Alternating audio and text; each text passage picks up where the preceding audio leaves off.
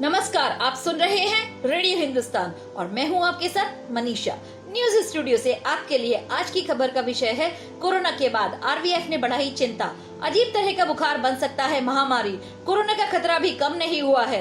Asia और Europe के कई देशों में कोरोना की चौथी लहर ने तबाही मचा रखी है। भारत में हालांकि कोरोना के हालात ज्यादा बुरे नहीं हैं, लेकिन स्कूलों में कुछ बच्चों का कोरोना संक्रमित होना जरूर चिंता में डालता है। इन सब के बीच वैज्ञानिकों ने एक अजीब तरह के बुखार रिफ्ट वैली फीवर यानी आरवीएफ के बारे में खोज की है। कश्मीर के एक वायरोलॉजिस्ट डॉक्टर सफदर गनी और उनके सहयोगियों ने मानव कोशिकाओं में रिफ्ट वैली फीवर वायरस के बारे में पता लगाया है कि ये कैसे फैलता है। यह वायरस पालतू जानवरों के बीच मच्छरों द्वारा फैलता है, जो बाद में इसे इंसानों तक पहुंचाते हैं।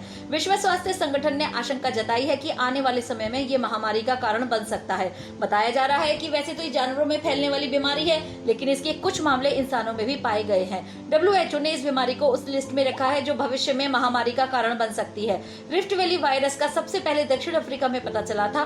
साल 2008-2009 में रिफ्ट वैली बुखार के छोटे छिटपुट प्रकोपों के बाद दक्षिण अफ्रीका में 2010 और 2011 में एक व्यापक महामारी हुई।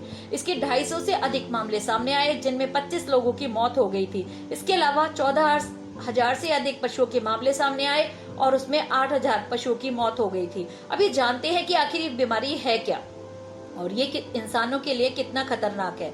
रिफ्ट वैली फीवर भी वायरस से फैलने वाला एक वायरल बीमारी है जो आमतौर पर अफ्रीका में पालतू जानवरों में देखी जाती है, जैसे कि भैंस, भेड़, बकरी और ऊंट में। हालांकि इस बीमारी के जानवरों से इंसानों में फैलने की संभावना जताई गई है। किसी इंसान को ये बीमारी खून, शरीर के तरल पदार्थ या फिर संक्रमित जानवरों के ऊतकों के संपर्क में आने से हो सकती है, या फिर संक्रमित मच्छरों के काटने से भी ये बीमारी हो सकती है। ये रोग आरबीएफ विषाणु से होता है, जो कि फ्लेवोवायरस प्रकार का होता है। ये संक्रमित पशु रक्त को छूने से या संक्रमित पशु को काटे जाने वाली जगह के आसपास की हवा में सांस लेने से, संक्रमित पशु का कच्चा दूध पीने से या संक्रमित मच्छर के काटने से होता है। गाय, भेड़, बकरी या ऊंट जैसे जानवर प्रभावित हो सकते हैं। आमतौर पर इन जानवरों में यह मच्छरों के काटने से फैलता है। एक से दूसरे व्यक्ति में इसका फैलना दिखता नहीं है। बताया जाता है कि इस बीमारी की वजह से पशुओं में खून बहने के मामले देखे गए हैं। रिफ्ट वैली फीवर बीमारी एक व्यक्ति से दूसरे व्यक्ति में फैलती है। इसे लेकर अभी तक कोई ठोस सबूत या अध्ययन नहीं है। डॉक्टर गनी और उनकी टीम ने एक स्टडी में पाया है कि मच्छरों द्वारा फैला रिफ्ट वैली फीवर वायरस मानव कोशिकाओं में एक प्रोटीन के माध्यम से प्रवेश करता है, जो आमतौर पर रक्त से कम घनत्व वाले लिपोप्रोटीन यानी खराब कोलेस्ट्रॉल को हटाने में शामिल होता है। आरबीएफ वायरस के लक्षणों की बात करें तो इस वायरस के संपर्क में आने के बाद 2 से 6 दिन तक के बाद कई लक्षण नजर आते हैं। आमतौर पर लोगों में या तो कोई लक्षण नहीं होते हैं या हल्की बीमारी होती है, जिसमें उसे बुखार, कमजोरी, पीठ दर्द और चक्कर आना जैसी लक्षण महसूस हो सकते हैं। आमतौर पर रोगी के लक्षण शुरू होने के 2 दिनों से 1 सप्ताह के भीतर ठीक हो जाते हैं।